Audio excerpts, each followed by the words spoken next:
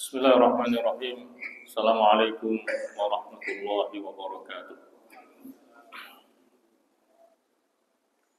Alhamdulillahilladzi an'ama 'alaina bi ni'matil iman wal islam wassalatu wassalamu ala sayyidil anam wa ala alihi wa ashabihil kiram. Subhanaka la 'ilma lana illa ma 'allamtana innaka antal alimul hakim wa tub 'alaina innaka antat tawwabur rahim. Allahumma hab lana qawlan sadiqa wa amalan saliha wa farajan ajila ya arhamar rahimin. Jamaah salat subuh Masjid Aminah yang dirahmati oleh Allah subhanahu alhamdulillah, marilah senantiasa kita panjatkan kehadirat Allah subhanahu wa ta'ala atas limpahan rahmat, taufik serta hidayahnya, juga nikmat kesehatan dan kesempatan sehingga pada pagi hari ini kita bisa bersama-sama melaksanakan sholat subuh berjamaah. Kemudian kita teruskan dengan saling nasihat-menasihati dalam kebenaran dan kesabaran. Harapan kita semoga niat dan langkah baik kita akan diterima oleh Allah Subhanahu wa ta'ala. Tidak lupa semoga salawat dan salam tetap terlimpahkan kepada Nabi kita Muhammad sallallahu alaihi wasallam beserta para sahabat dan pengikut-pengikutnya yang pada akhirnya insyaallah akan melimpah kepada kita semuanya selaku umatnya. Amin amin ya mujibas sa'ilin. Jamaah sekalian yang dirahmati Allah, pada kesempatan kajian Islam tematik pagi hari ini kita akan membahas tentang bahaya hedonisme. Sebelum kita masuk ke beberapa bahaya yang ditimbulkan oleh sikap hidup hedonisme, kita jelaskan terlebih dahulu pengertian daripada hedonisme itu apa. Hedonisme secara bahasa berasal dari bahasa Yunani, yaitu hedon, yang berarti kesenangan. Adapun pengertian hedonisme secara terminologi ataupun istilah adalah pandangan hidup yang menganggap bahwa kepuasan dan kesenangan materi adalah tujuan utama dalam hidup. Jadi tujuan utamanya adalah untuk bersenang-senang dan untuk memuaskan hawa nafsunya. Itu inti daripada pengertian hedonisme. Dengan pengertian yang seperti itu, tentunya hedonisme memiliki banyak bahaya yang harus kita waspadai dan harus kita jauhi bersama. Di antara bahaya hedonisme yang pertama adalah individualisme. Jadi seorang hedonis, maka dia cenderung merasa tidak membutuhkan bantuan orang lain. Karena dia merasa orang yang paling kaya, paling berkuasa, paling berpengaruh, dan merasa memiliki segala-galanya. Memiliki harta, memiliki pangkat, jabatan, kekuasaan, pengaruh, dan lain sebagainya. Dengan kondisi yang seperti itu, dia merasa tidak butuh bantuan orang lain. Dia merasa sudah bisa hidup sendiri. Padahal kenyataannya adalah bahwa kita manusia adalah makhluk sosial. Yang berarti makhluk yang tidak bisa hidup kecuali dengan bantuan orang lain. Katakanlah baju yang kita pakai itu harus melibatkan banyak orang. Dari mulai yang menanam kapas, kemudian memetiknya, kemudian mengolahnya menjadi benang, dari benang kemudian menjadi kain, kain kemudian dijahit baru jadi pakaian. Hanya untuk menghadirkan sebuah baju itu akan banyak melibatkan banyak orang. Maka tidak mungkin dalam hidup ini kita bisa sendirian. Kita adalah makhluk sosial yang pasti membutuhkan bantuan orang lain. Jadi jelas sikap individualisme ini bertentangan dengan yang ditekankan oleh agama Islam, di mana Islam menekankan hidup berdampingan secara harmonis, saling peduli satu dengan yang lainnya, juga saling bantu-membantu di antara mereka. Inilah yang diingatkan oleh Allah Subhanahu wa taala dalam surah Al-Maidah ayat 2, di mana Allah Subhanahu wa taala berfirman, "A'udzubillahi minasyaitonir rajim wa ta'awanu 'alal birri wat taqwa wa la ta'awanu 'alal itsmi wal 'udwan. Wattaqullaha innallaha syadidul 'iqab." Yang artinya, dan hendaknya kalian saling tolong-menolong, saling bantu-membantu, 'alal birri wat taqwa, dalam kebaikan dan takwa. Wala ta'awanu 'alal itsmi wal 'udwan, dan janganlah kalian saling bantu-membantu dalam perbuatan dosa dan permusuhan. Dan bertakwalah kepada Allah, sesungguhnya Allah itu amat sangat keras siksaannya. Kalau kita perhatikan, wa ta'awanu itu menggunakan wazan tafa'ala, di mana wazan tafa'ala itu punya fungsi adalah lil musyarakah bainatsnaini fa'aktsar. Artinya persekutuan timbal balik antara dua orang atau lebih. Maka ini mengindikasikan bahwa dalam hidup ini kita harus saling tolong-menolong dalam kebaikan dan takwa, bukan tolong-menolong dalam perbuatan dosa dan permusuhan. Ini adalah bahaya pertama yang ditimbulkan dari sikap hidup hedonisme, adalah sikap hidup individualisme yang jelas-jelas ditentang oleh agama Islam. Adapun bahaya yang kedua dari sikap hedonisme adalah menimbulkan kemalasan. Kemalasan merupakan akibat dari hedonisme. Karena seorang hedonis, maka dia akan menyia-nyiakan waktunya. Bagaimana tidak? Karena seorang hedonis, maka dia akan senantiasa berusaha untuk memuaskan nafsunya, ingin senantiasa bersenang-senang. Maka waktunya habis, dia gunakan ya untuk berfoya-foya, untuk bersukaria, untuk sekedar memuaskan hawa nafsunya. Dengan demikian maka banyak waktu yang terbuang percuma. Dia banyak menyia-nyiakan waktunya. Mereka adalah manusia yang sama sekali tidak menghargai waktunya. Padahal dalam kaitannya dengan masalah waktu ini, ada sebuah pesan yang sangat penting dari Al-Wazir As-Saleh Yahya bin Ubairah, seorang menteri yang soleh namanya Yahya bin Ubairah. Terkait dengan masalah waktu ini, beliau mengatakan, al-waktu anfasu ma'unita bihifdihi wa arahu ashala ma'alaika yadhi'u. Kata beliau, waktu itu adalah sesuatu yang paling berharga untuk dijaga. Namun dalam kenyataannya, justru waktu itulah yang paling banyak disia-siakan oleh umat manusia. Itu adalah satu kenyataan.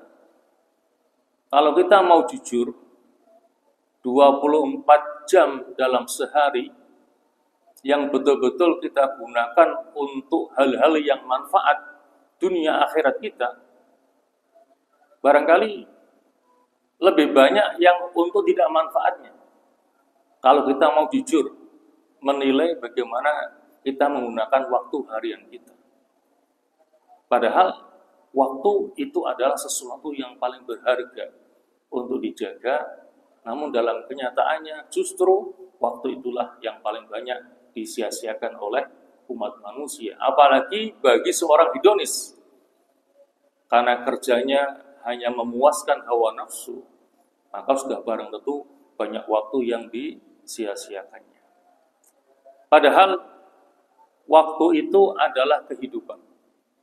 Barangkali inilah satu ungkapan yang paling pas untuk waktu, dan inilah yang dikatakan oleh Al-Imam Hasan Al-Banna. Al-Imam Hasan Al-Banna mengatakan al-waktu huwal hayatu. Waktu itu adalah kehidupan. Ini barangkali ungkapan yang paling pas untuk waktu. Lebih daripada waktu itu bagikan pedang, apalagi waktu itu adalah uang. Tidak. Waktu itu adalah kehidupan kita. Barang siapa yang menggunakan waktunya dengan sebaik-baiknya, berarti dia telah menghargai kehidupan yang Allah berikan kepadanya. Dan barang siapa yang menyia-nyiakan waktunya, berarti dia telah menyia-nyiakan waktu, berarti dia telah menyia-nyiakan kehidupan yang Allah berikan kepadanya. Dan seorang hedonis, karena dia senantiasa menyia-nyiakan waktunya, maka bisa dipastikan dia adalah orang yang merugi dalam hidupnya. Inilah yang diingatkan oleh Allah Subhanahu wa taala lewat surah Al-Asr. Wal 'asri innal insana lafi khusrin illa alladziina aamanu wa 'amilus shalihati wa tawashaw bil haqqi wa tawashaw bis sabr. Wal 'asri, demi masa, demi waktu, innal insana lafi khusrin. Sesungguhnya manusia itu betul-betul dalam keadaan merugi. Di sini Allah bersumpah dengan salah satu makhluknya, yaitu waktu. Sesuatu yang menjadi objek sumpah Allah itu pasti sesuatu yang sangat berharga. Ketika Allah bersumpah dengan waktu wal asri, maka ini menunjukkan bahwa waktu adalah sesuatu yang berharga, yang harus kita jaga dengan sebaik-baiknya, yang harus kita gunakan dengan sebaik-baiknya. Innal insana lafi khusrin. Sesungguhnya manusia dalam keadaan benar-benar merugi. Artinya orang yang tidak menggunakan waktunya dengan sebaik-baiknya, berarti dia adalah orang yang merugi. Namun di sini Allah memberikan pengecualian. Orang-orang yang tidak akan merugi dalam hidupnya. Siapa mereka? Illalladzina amanu, kecuali orang-orang yang beriman, wa amilus shalihat, dan yang melakukan amal saleh, kemudian wa tawashaw bil haqq wa tawashaw bis sabr, mau saling nasihat menasihati dalam kebenaran dan kesabaran. Seperti yang kita lakukan saat ini adalah kita sedang saling memberikan nasihat, ya, saling menasihati dalam kebenaran dan kesabaran, bukan untuk sekedar menceramahi, ya, tetapi lebih kita niatkan untuk kita saling menasihati dalam kebenaran dan kesabaran, agar kita tidak termasuk orang yang merugi dalam hidup ini. Jamaah sekalian, bahaya ketiga yang ditimbulkan dari pola hidup hedonisme adalah pergaulan bebas. Para pengikut hedonisme rentan terjebak dalam pergaulan bebas, di mana mereka selalu berada dalam kehidupan malam. Ya, karena seorang hedonis di antara kebiasaannya adalah melampiaskan hawa nafsunya untuk bersenang-senang, untuk berfoya-foya. Maka mereka identik dengan kehidupan malam. Seperti yang kita dengar istilah dugem.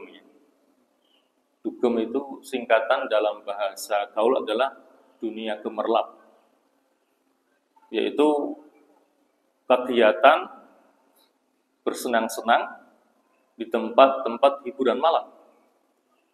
Apakah itu diskotik, apakah itu tempat karaoke, apakah kafe, atau tempat hiburan yang lainnya. Karena memang tujuannya untuk memuaskan hawa nafsunya. Maka tempat dugem atau yang biasa juga dikenal dengan clubbing, itulah menjadi tempat tujuan mereka untuk bisa memuaskan hasrat dan hawa nafsunya. Juga mereka rentan dengan kegiatan misalnya pesta narkoba. Ya, apakah dengan mengkonsumsi sabu-sabu ataukah ganja atau yang lainnya. Belum lagi rentan terhadap seks bebas. Ya. Padahal dalam ini terkait dengan masalah perzinaan, Allah Subhanahu wa taala telah mengingatkan melalui firman dalam surah Al-Isra ayat 32. Wala taqrabuz zina innahu kana fahisyatan wa sa'a sabila. Wala taqrabuz zina, dan janganlah kalian mendekati zina. Innahu kana fahisyatan wa sa'a sabila, karena sesungguhnya zina itu adalah perbuatan yang keji dan amat buruk jalan menuju ke sana. Di sini Allah tidak mengatakan wala tazni, jangan kamu berzina, tidak. Tetapi Allah mengatakan jangan kamu mendekati perzinahan. Artinya hal-hal yang akan menghantarkan kepada perzinahan itu dilarang untuk didekati. Ya tepat tadi, pergaulan bebas, dugem, pesta narkoba, seks bebas, itu harus dijauhi. Karena Allah tidak mengatakan jangan kamu berzina, tetapi jangan kamu mendekati perzinahan. Karena sesungguhnya itu adalah perbuatan yang keji dan amat buruk jalan menuju ke sana. Dan maaf, ada orang yang kadang bermain-main dengan ayat ini. Dan kita anggap ini sebagai bentuk pelecehan. Dan ini bisa membahayakan akidahnya. Menganalogikan jangan mendekati zina dengan jangan mendekat-dekat kepada kereta api. Kalau kamu mendekat, kereta api akan kesempet, akan ketabrak. Biar aman, ya masuk ke dalamnya. Ini adalah satu bentuk pelecehan. Nggak usah mendekati zina, langsung berzina aja, kan begitu artinya. Ini adalah ucapan yang membahayakan akidah. Ya. Padahal artinya segala hal yang bisa menghantarkan kepada perzinahan itu untuk dihindari, jangan didekati. Nah, pola hidup hedonisme itu bisa menghantarkan orang kepada perzinahan. Karena esensinya adalah bagaimana orang itu bisa memuaskan hawa nafsunya. Kemudian bahaya yang keempat adalah konsumtif dan boros. Seorang hedonis cenderung konsumtif karena membelanjakan uang untuk membeli barang-barang yang hanya untuk kesenangan dan kepuasan tanpa didasari oleh kebutuhan. Jadi seorang hedonis itu ketika membeli barang itu dasarnya adalah kepuasan. Dasarnya adalah keinginan, bukan kebutuhan. Meskipun dia tidak butuh barang itu, kalau dianggap itu bisa memuaskan, maka dia akan beli. Meskipun pada akhirnya barang itu tidak digunakan. Jadi cenderung konsumtif dan boros. Apalagi barang itu ketika dia beli nanti bisa meningkatkan status sosialnya. Maka kita lihat bagaimana orang-orang yang masuk kategori crazy rich, orang yang super kaya, ya. Atau yang bahasa kita yang tajir melintir. Uangnya sudah tidak lagi jutaan, tapi sudah mencapai miliaran bahkan triliunan. Itu dengan bangganya punya garasi yang besar, dengan koleksi mobil mewah yang jumlahnya sangat banyak. Bukan untuk digunakan, untuk sekedar dinikmati dan dibangga-banggakan. Saya punya koleksi mobil mewah, bahkan yang limited edition, ya, edisi terbatas. Ada Ferrari, ada Lamborghini, ada Ducati, ada Rolls Royce, ada Mercy, ada BMW, dan merek-merek terkenal yang lainnya. Dibeli untuk tidak dipakai, hanya dikoleksi untuk kebanggaan. Ketika diliput dia bangga itu. Lihat betapa banyaknya koleksi mobil mewah saya. Apalagi sampai ke tingkat yang limited edition. Ya. Karena katakanlah misalnya ada mobil Ferrari seri P4-5 itu diproduksi cuma 1 unit di dunia. Maka yang bisa mendapatkannya satu kebanggaan dengan harga 36 miliar. Mobil 36 miliar diproduksi cuma satu-satunya di dunia. Orang yang bisa mendapatkannya itu satu kebanggaan yang luar biasa itu. Hanya mereka yang masuk kategori crazy rich, super kaya yang bisa mendapatkannya. Dibeli tidak untuk dipakai, sekedar untuk dikoleksi dan dibangga-banggakan. Nah, menghamburkan uang untuk membeli berbagai hal yang tidak penting, sekedar untuk pamer, ya itulah kesukaan daripada kaum hedonis. Ya. Padahal menghambur-hamburkan harta adalah sesuatu yang dilarang oleh agama dan dikatakan oleh Allah menjadi temannya setan atau saudaranya setan. Ya. Sebagaimana yang Allah ingatkan dalam surah Al-Isra ayat 26 sampai 27, wala tubadzir tabdzir. Innal mubadzirina kanu ikhwanas syayatin. Dan janganlah kamu menghambur-hamburkan uang dengan bolos. Beli barang mahal tidak digunakan, hanya dikoleksi untuk kebanggaan. Itu kan berarti kan menghambur-hamburkan uang dengan boros. Innal mubadzirina kanu ikhwanas syayatin.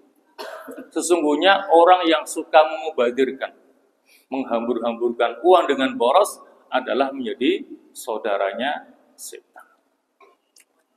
Jadi itulah bahaya keempat daripada pola hidup hedonisme adalah konsumtif dan boros.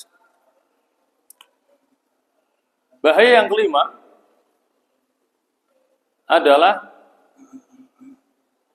terdorong untuk melakukan berbagai macam bentuk kejahatan. Terutamanya adalah melakukan korupsi. Seorang hedonis karena dia ingin senantiasa memuaskan hawa nafsunya, ketika dia mungkin uangnya kurang, maka bagaimana caranya biar dapat uang untuk bisa memuaskan hawa nafsunya, maka mungkin dia akan ambil jalan pintas, yaitu dengan melakukan korupsi. Karena itu jalan pintas untuk mendapatkan harta yang sebanyak-banyaknya. Apalagi dia orang yang punya jabatan, punya kekuasaan, ada kesempatan itu untuk melakukan korupsi. Jadi pola hidup hedonisme itu mendorong orang untuk melakukan tindak kejahatan. Dan yang paling menonjol adalah korupsi. Dengan korupsi dia bisa banyak dapat uang, maka dia bisa memuaskan hasrat dan hawa nafsunya itu. Apalagi tadi kita katakan dia punya jabatan. Ya. Kita lihat aja melalui berbagai macam berita yang mungkin kita lihat, kita dengar ya. Bagaimana bisa kita bayangkan seorang lurah ya bisa punya koleksi mobil mewah dalam jumlah yang banyak. Tanpa kita sebutkan lurah mana, namanya siapa, ya dengan tahu semua lah. Yang sekarang masih viral ya, masih diproses hukumnya itu. Sampai di kantor kelurahannya itu dikatakan seperti showroom mobil mewah. Karena dia punya koleksi mobil mewah banyak, sampai diparkir di halaman kantor kelurahannya. Sampai dikatakan garasi kelurahannya itu bagikan showroom mobil mewah milik dia. Ya. Salah satunya adalah mobil Jeep Rubicon itu yang harganya 1,8 M. Bisa kita bayangkan, seorang lurah bisa punya mobil Rubicon yang harganya 1,8 M. Belum lagi mobil yang lainnya. Ketika ditanya, ini kan saya beli dengan kredit, saya masih kredit, belum lunas katanya. Tapi kira-kira mungkin nggak dengan gaji seorang lurah untuk nyicil mobil seharga 1,8 M? Belum lagi mobil mewah lainnya yang dia banyak punya itu. Itu masih kelas lurah. Bagaimana kelas yang di atasnya? Karena dia punya kekuasaan, punya kesempatan ya untuk melakukan korupsi. Ya mas sekalian, ya meskipun untuk mendapatkannya dia harus melanggar hukum. Mungkin dia pikir nanti dengan menyewa seorang pengacara yang handal, dia akan bisa bebas dari jerat hukum. Ya. Jadi itulah kondisi di negara kita yang masih sangat rentan dengan masalah korupsi ya. Dari mulai level yang paling rendah sampai level yang paling tinggi, maka ada lelucon yang beredar di medsos ini. Kalau negara kita ingin bebas dari koruptor, maka barangkali kita perlu menyewa jasanya Kim Jong-un. Nah itu Presiden Korea Utara yang sangat tegas dalam memberantas korupsi. Sudah berapa itu pejabat yang dieksekusi, dihukum tembak mati oleh Kim Jong-un. Itu yang membuat para pejabatnya takut di Korea Utara untuk korupsi. Ketahuan, tidak sampai triliunan, baru jutaan akan dihukum mati. Nah kita sudah triliunan, hukumannya ringan, nanti ada remisi, bebas sebelum waktunya. Di sana enggak. Korupsi dalam jumlah yang banyak itu hukumannya mati. Itu lelucon, katanya tidak butuh 1 bulan sudah bersih koruptor di Indonesia. Kalau kita pinjam jasanya Kim Jong-un. Ya barangkali karena belum ada ketegasan di sini. Ya, saya pikir tidak perlu hukum mati lah. Hukum Islam aja, potong tangan sudah itu. Ketika diterapkan hukum Islam, koruptor dipotong tangannya, sudah itu. Akan membuat jerah itu. Orang pada takut itu. Ketika lihat tangannya buntung, nah itu berarti koruptor itu. Karena hukumannya ringan, sehingga orang berlomba-lomba untuk korupsi di negara ini. Ya, jadi APBN jadi bancakan bagi orang-orang yang punya kekuasaan.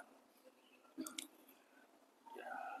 Padahal masalah ini telah diingatkan oleh Allah dalam surah An-Nisa ayat 29.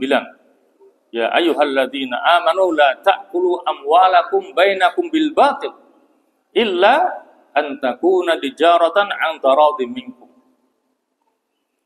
Wahai orang-orang yang beriman, janganlah kalian memakan harta sesamamu dengan cara yang batil. Termasuk dengan cara korupsi. Itu memakan harta dengan cara yang batil, dengan cara yang tidak benar. Illa antakuna tijaratan antarati minkum, kecuali dalam bentuk perdagangan atas dasar suka sama suka di antara kalian. Ya mas kalian, sekarang bahaya yang keenam dari pola hidup hedonisme adalah cenderung kepada kesombongan. Ya, karena seorang hedonis tadi kita katakan merasa dirinya paling kaya, paling berkuasa, paling berpengaruh, kemudian memiliki segala-galanya. Dengan segala kelebihan yang dia miliki, maka cenderung untuk membuatnya bersikap sombong. Merasa dia ada di atas. Sehingga cenderung untuk melecehkan orang yang ada di bawah. Ya. Padahal sikap sombong ini adalah sikap yang paling menonjol daripada iblis. Laknatullah alaih. Ya, semoga Allah melaknatnya. Kita bisa lihat bagaimana kisah ya, ketika Allah memerintahkan kepada iblis untuk sujud kepada Adam. Sujud dalam arti penghormatan ya, bukan menyembah. Iblis menolak. Karena merasa dirinya lebih baik, lebih mulia daripada Adam. Jadi sombong itu adalah sifat yang paling menonjol daripada iblis.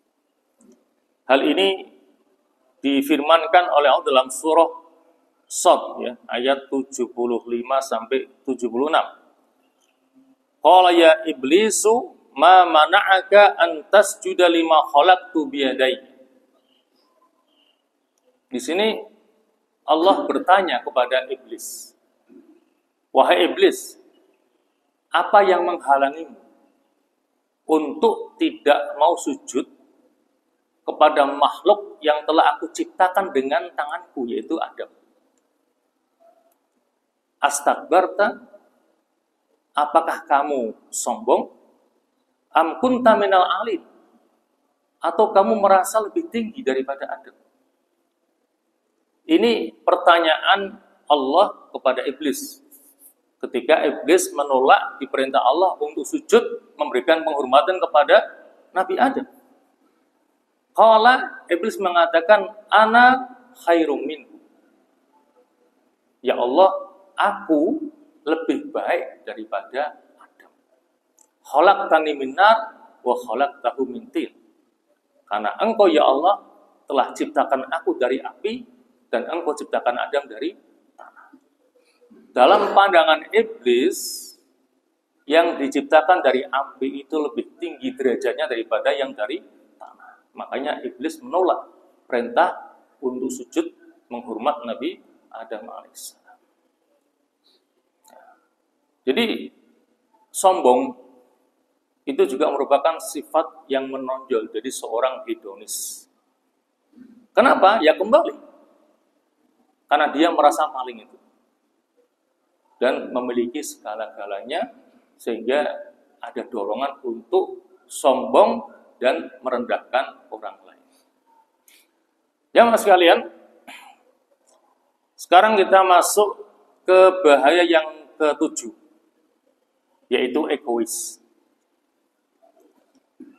Jadi seorang hedonis maka cenderung punya sifat egois, mementingkan diri sendiri, tidak peduli kepada orang lain, tidak peduli kepada lingkungan sekitarnya.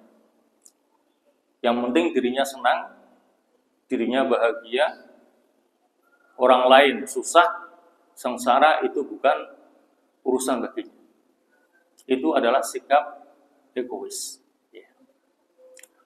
Padahal Nabi kita Muhammad SAW dalam sebuah hadisnya telah menggambarkan al-mu'minu lil mu'mini kal bunyan yashuddu ba'duhu ba'd. Seorang mukmin bagi mukmin yang lainnya adalah kal bunyan, seperti satu bangunan yang utuh. Yashuddu ba'duhu ba'd. Satu bagian akan menguatkan bagian yang lain. Sebuah rumah itu terdiri dari beberapa bagian.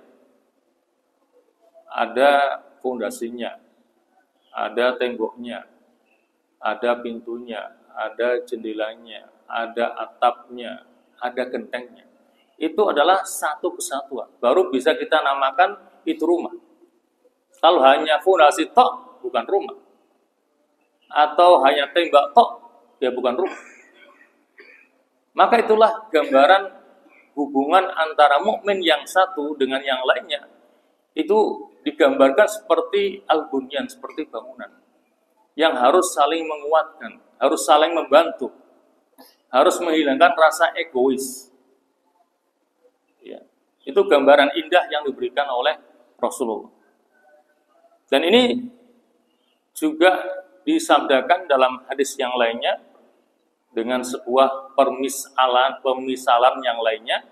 Nabi bersabda, "Matsalul mu'minina fi tawadihim wa tarahumihim wa ta'atufihim mathalul jasadil wahid idza ishtaka minhu udhun tada'a lahu sairul jasadi bis-sahari wal humma.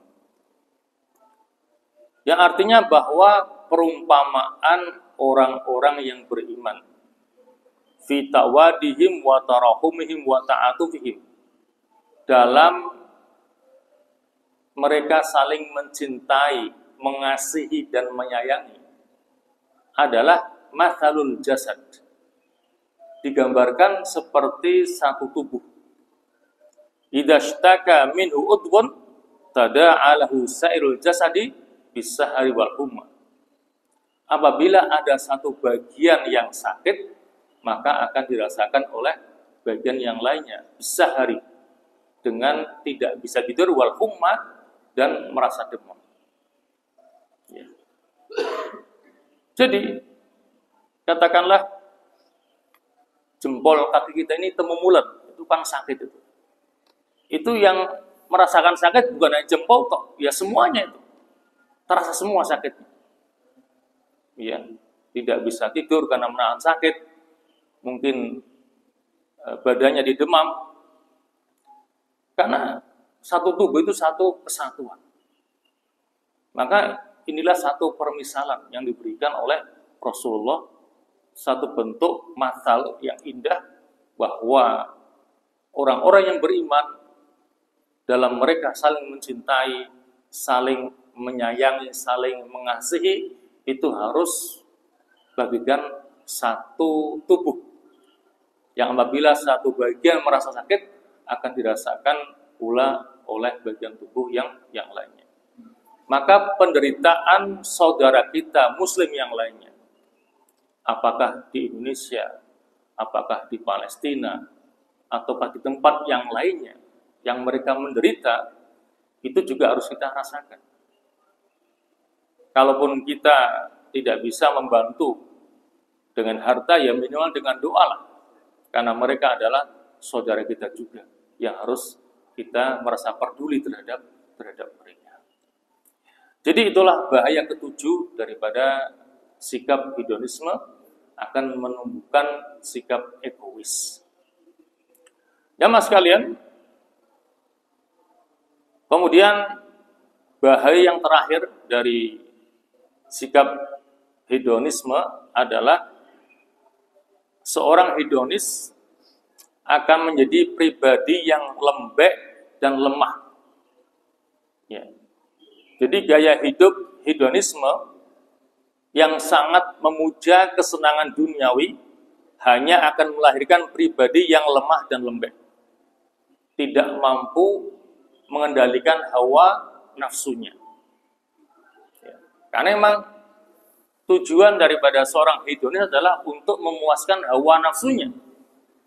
Sehingga seorang hedonis dia akan mampu untuk bisa mengendalikan hawa nafsunya. Padahal terkait dengan hawa nafsu ini, Umar bin Khattab pernah memberikan satu gambaran bahwa nafsu itu adalah kalmatiyah, seperti hewan tunggangan. Tinggal kita yang nunggangi atau kita yang ditunggangi. Kalau kita sampai ditunggangi oleh nafsu kita, tidak akan celaka. Tetapi kalau kita bisa menunggangi nafsu kita, maka nafsu ini bisa kita arahkan untuk melakukan kebaikan. Sehingga menjadi nafsu yang mutmainnah, bukan yang ammarah bisu. Nafsu yang tenang, bukan nafsu yang memerintahkan untuk melakukan asuk, keburukan-keburukan.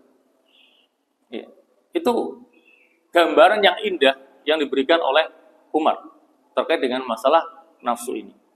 Jadi tinggal kita yang bisa menunggangi nafsu kita, kita arahkan untuk melakukan kebaikan, atau justru kita yang ditunggangi, yang diarahkan oleh nafsu kita, dan kita tahu bahwa innan nafsa la'ammaratun bisu. Nafsu itu akan memerintahkan kepada hal-hal yang tidak baik. Jadi seorang hedonis, maka dia tidak akan mampu untuk mengendalikan hawa nafsunya.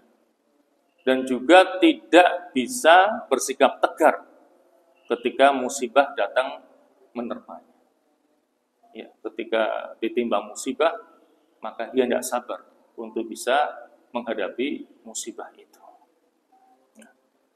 Nah, generasi yang semacam ini, generasi para hedonis, maka dia akan menjadi generasi yang suka menyia-nyiakan sholat dan suka mengikuti hawa nafsu. Inilah yang diingatkan oleh Allah dalam surah Maryam ayat 59. فَخَلَفَ مِنْ بَعْدِهِمْ خَلْفٌ أَضَاعُوا الصَّلَاةَ وَاتَّبَعُوا الشَّهَوَاتِ فَسَوْفَ يَلْقَوْنَ غَيًّا.